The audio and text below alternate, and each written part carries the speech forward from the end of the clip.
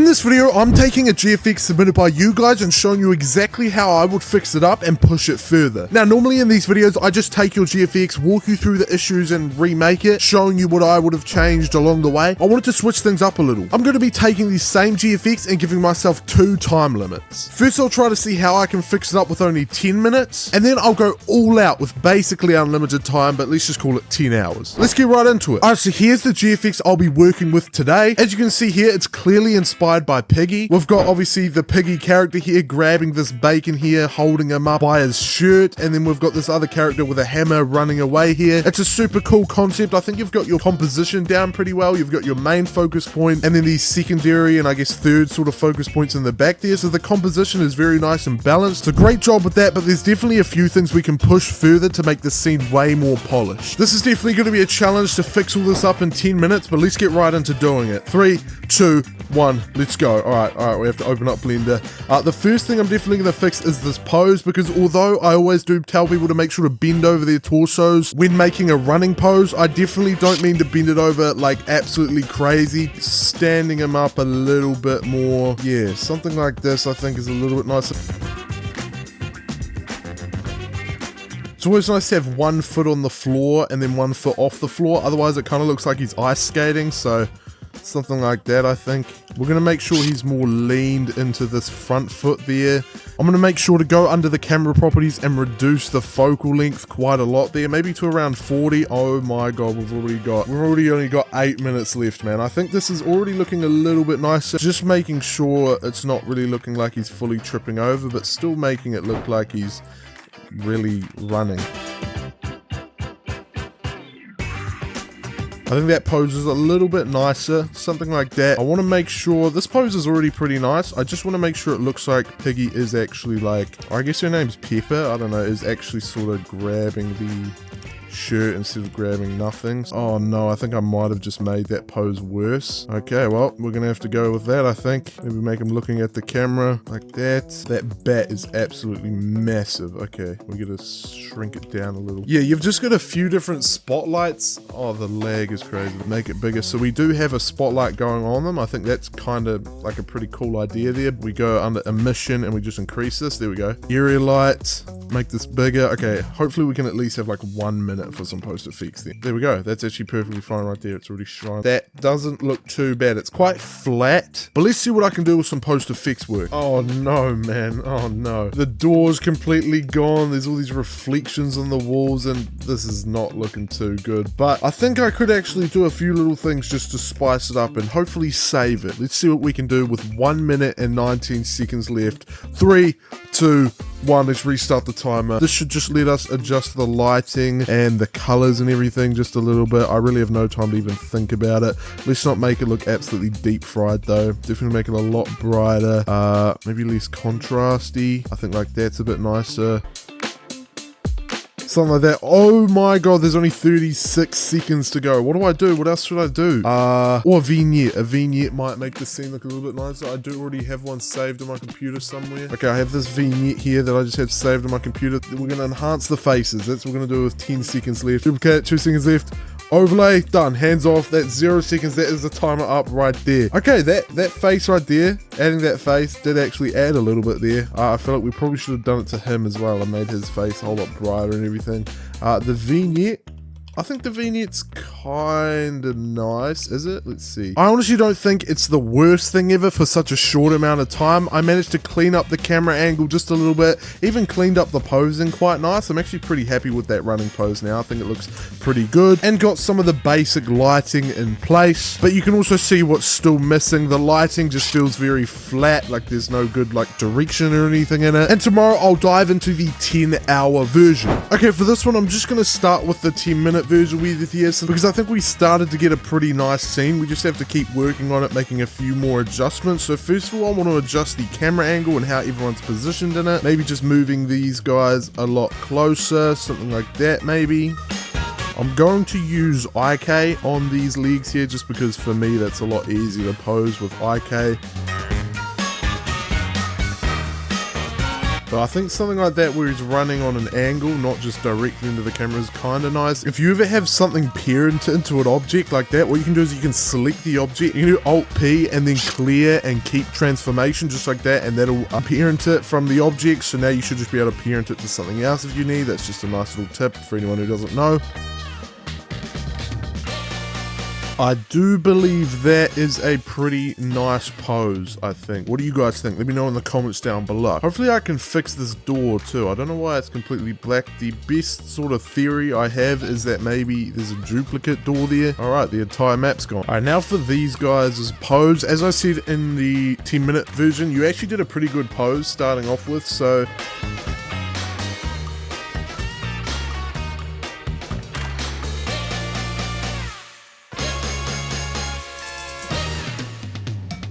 Alright man, I do believe those poses are actually pretty nice, and now we can just get started on, I guess, more of the scene, right? The lighting and the rest of it. I definitely don't like how over here you can see that this light that's on the roof over here is just shining like way too bright on the wall, leaving this like harsh shadow. It just looks weird, so I think I will just delete this light right here. I should be able to click L and just delete it, I guess. What does that look like? Is it too dark over there now? No, I think that it's actually good. As a nice little tweak, I think I'm going to make this like board in the back here just glow a little. So to do that, I'll select it. We have to go into edit mode because it is all just one object. I'll click L and that should give me a selection of whatever I'm hovering over. Click P and then do selection, and that's going to select it and put it into its own layer, just like that. And then inside of the shader editor, we should be able to click it and then click this number right here to put it into its own texture. And hopefully I can just put this color into there and then increase that, and it should be glowing just like that. Awesome, that looks good. I'm not sure if I should make these bits glow here though. This time I'll select it and shift click on this other emission one and do Control L and then link materials, and that'll just why don't I like? There we go, now it's glowing. What I should be able to do is just position a bunch of area lights, you know, just around the place, coming from more above, making sure we're not making the lights too bright or anything, but I can position them, light link them, which you can search up a tutorial for how to do light linking if you want to learn how to do that. Yeah, that's what I'm just doing here. As you can see, just positioning a few different area lights around the place. Also some sort of blue lights coming from the left, just to add a bit more color to my lighting, a bit more variation to the color. I think that lighting is hella clean, man. It makes everything pop just a whole lot more. I'm super happy with that, especially this character. The blue is just a nice little touch, even though it doesn't really make much sense. I think it still looks kind of nice. All right, next thing I want to do is add a bit of fog. To add some fog, it's actually really easy. All you got to do is go up to add mesh and add in a cube. Find wherever the cube is. Mine is just in the middle there. And the next step is to go into your shader editor and click new to add a new texture, but we're going to delete this principal BSDF, and instead we're going to click Shift A and add in a volume. All we really need is a volume scatter, just like that. We can connect the volume up to the volume. We need to turn down the density of this fog. Let's go all the way down to like 0.005, and there we go. We'll also just disable the lights so we can actually see what's happening. There we go, just a little bit of fog. Although it's quick and easy like that, I think it does add quite a bit to the scene, just making it feel a bit more eerie, I guess. I really don't know what else to add to this render. I think it actually looks really good. So let's just get on to doing some Photoshop work. Alright, now I'm here inside of Photoshop. Usually I'll just add a camera raw filter, but I feel like I do that every time. I want to switch up my workflow a little bit. So instead of doing a camera raw filter, maybe I'll just use adjustment layers instead. I just want to kind of see what I can do with this instead. So maybe we go with a bit of a hue/saturation first. Maybe an exposure, and I think already just from those two, look at that, it's starting to look a lot nicer just from those two. I definitely want to enhance the faces as well. I always do this. I will make sure though, this is something that I didn't do in the 10-minute version, because if you actually look at his mouth here, it's really like yellow, isn't it? So I want to use the hue/saturation and just turn it all the way down to 0 like that, or -100 there, so then it just has no color. Next up, I think it's really important to make our characters stand out just a little bit more. So I think think what I'll do is, I didn't get any crypto mats, so I will just like have to manually select them. Oh, that's not the worst selection in the world. If I just use that and I add an exposure, it will set the mask as the character's mask there, so that should just make our character a little bit brighter. But I would also actually like to do some inner shadows for this. I feel like this sort of style that I've gone for here would work really well with some inner shadows. So if I just fill in my selection, set the fill to 0%, and then add an inner shadow in the layer styles, we'll go with this one here. We can actually probably do two. I'm going to do linear dodge add, or a blue color, and then honestly I'm just going to click this to add in a second one and make it come from this angle instead. Maybe a little bit more white like that. Yeah, I think that's pretty nice. Then we'll add it to a group, give the group a mask, and then just erase it in bits where it doesn't really need to be. Honestly, I might want to just remove all saturation and just the whole face in general.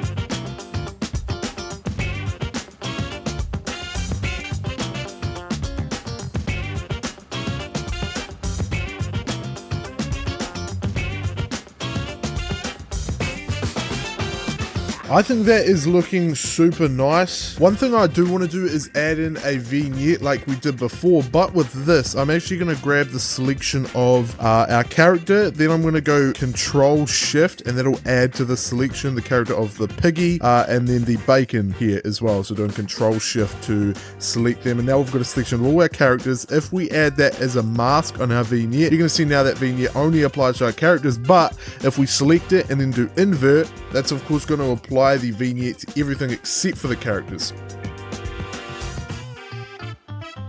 I'm just going to go ahead and add some text in here just to fill up that gap. I don't know what we should say though, like piggy or run or subscribe maybe. I think that'll be fine. Let's do subscribe, which you guys should all definitely do, by the way. Yes, I'm using Comic Sans. I don't care what anyone says. Comic Sans is probably top 3 fonts of all time. Piggy's offline. There we go. I think that is incredible. We're going to give it a rainbow gradient though, don't we? Now I'm going to put like a big red circle on the guy.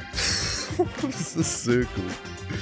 Like this. This is how you make GFX that people click on, man. This is insider information, bro. You guys don't even know. Nice. Why do I have an Android robot? And I think that right there is the final 10-hour GFX.